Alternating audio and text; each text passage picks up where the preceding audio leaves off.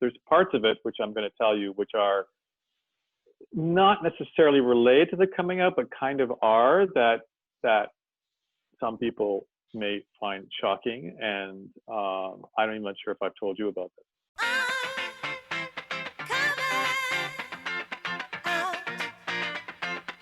Hey everybody, welcome to a special coming out edition of Queer Talk. My name is Justin Gerhard. Our guest today is someone you probably already know.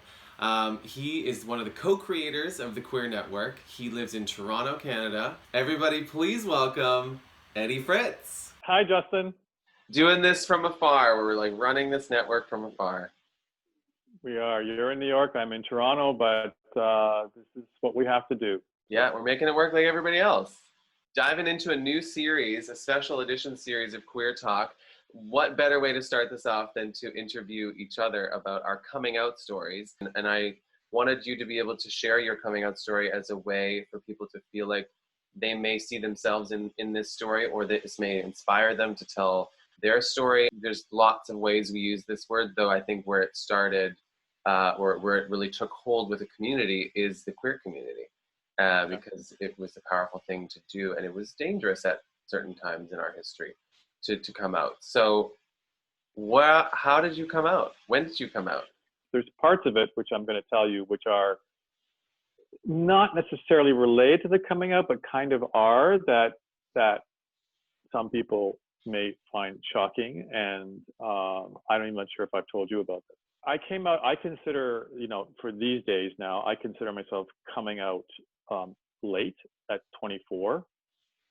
And when I came out, it was definitely still not widely accepted. And we used to have to go in through back doors into bars. And it was also when a year after I came out, AIDS, made it to Toronto.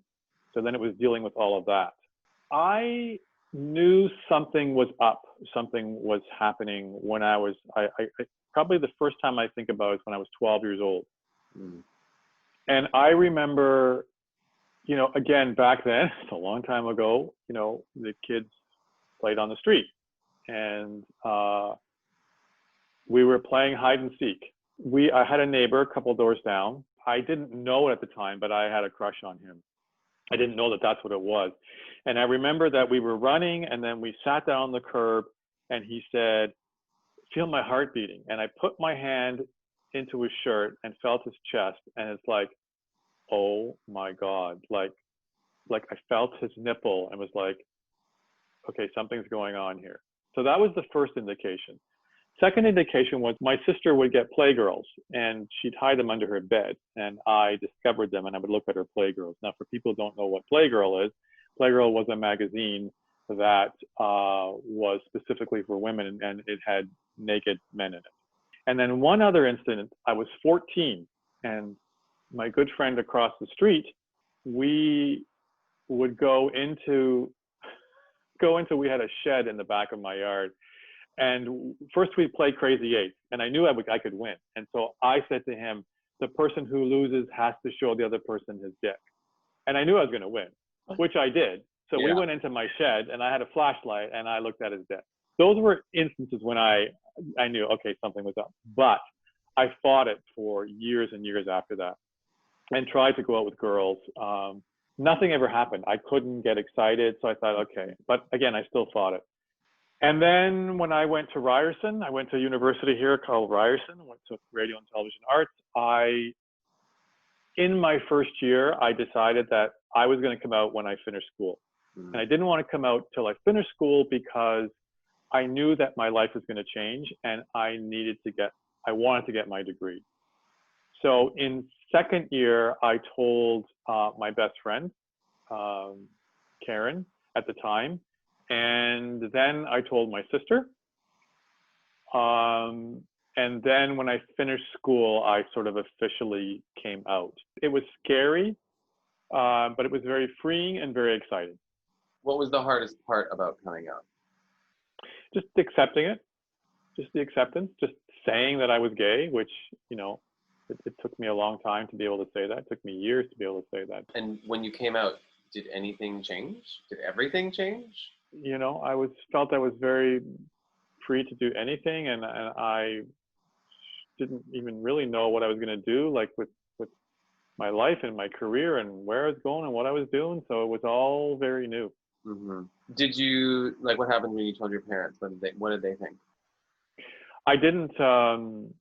My dad never knew, and my dad died like 20 something years ago. I lived for a couple of years in Fort Lauderdale with my first relationship, my first boyfriend, and we lived together. We were in the same bed. My parents came down to visit. You know, they knew that was happening, but we just never talked about it. Right. My mother was always, every time I would attempt to bring it up, she'd shake her head. So it was fine. She knew, but didn't want to talk about it, because then she'd have to tell, you know, she couldn't lie to her friends or her family or anything. Right. But then, you know, after my dad died, then, you know, her best friend, her son was gay, and so they had a talk, and then she said to me, you know, I can talk about it now, and we both cried, and it was amazing. Mm-hmm. And she's great about it now. What's your advice to anyone who is struggling still with coming out of the closet? I think you just have to come out when you feel it's right for you. First of all, you have to accept it yourself. Yeah. And I think that's part of the issue with people, that they can't accept it themselves, which happened to me for the longest time. And I think once you do that, then you just have to live your truth, and you just have to, you know, there are many people who come out who get disowned by their families, and I just think that's horrible. And I think that's a lot of the reason why people don't come out, because of that. They don't want to lose their family, and I think that's a decision they have to make. But I think it's unfortunate and it's sad that you can't live the life that you were meant to live. A big thing is there are still people who think we choose to be gay. Yeah. Which I think is just ridiculous, because then I just turn around and say, well, did you choose to be straight? Well, no. Well, then why would we? So my thing was, why would we choose? Why would I choose to be gay? Why would I choose to live a very difficult lifestyle? It's not so difficult now, but it's still difficult in a lot of places and for a lot of people. I mean, people still get killed for being gay in places in the world. Do you think coming out is eventually going to be something that doesn't happen anymore?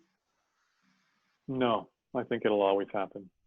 I think as time goes on, it's going to be like, whatever.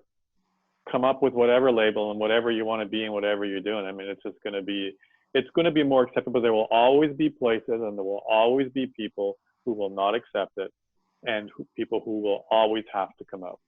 That's my coming out story. But I wanted to add to it, I never had sex till I was 24. Okay. In any way. I never masturbated till I was 24. And did you just not know you could, or you didn't even understand it was possible, or you were trying? I think it was no, I never tried. I think what happened was, when I was young, again, maybe I could have been 10, 12, maybe. I don't remember, and I certainly can't ask her. But I think that I was playing with my dick, flinging it around in my bedroom, and my mother walked in and told me that it was bad, that I shouldn't do that. So it's not really, that's my recollection, but I don't, that's what I feel, I think, happened. The way, because it has to come out. And this is I don't know if people know this, but that buildup has to come out. I had, no word of a lie, wet dreams the same time every month. Yeah. Year after year after year. And it was like for 3 or 4 days in a row, I'd have a wet dream. And that's how it came out. Monthly. It sort of goes with our cyclical, like moon cycle, body cycles, that animals have to have that urge probably monthly too, because I mean, a female is in heat once a month. So that's what happens. That's so interesting. That's it. That's my story. Well, thank you, Ed, for sharing. Like I said, it's a powerful thing to share.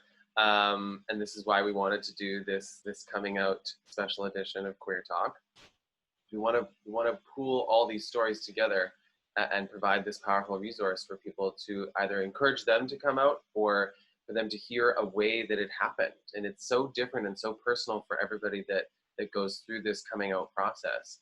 Come back next week because I am going to ask Justin what his coming out story is. It's funny. I don't think anybody needs to announce their sexuality, but I wish they would have to just understand how ridiculous it really is at the end of the day.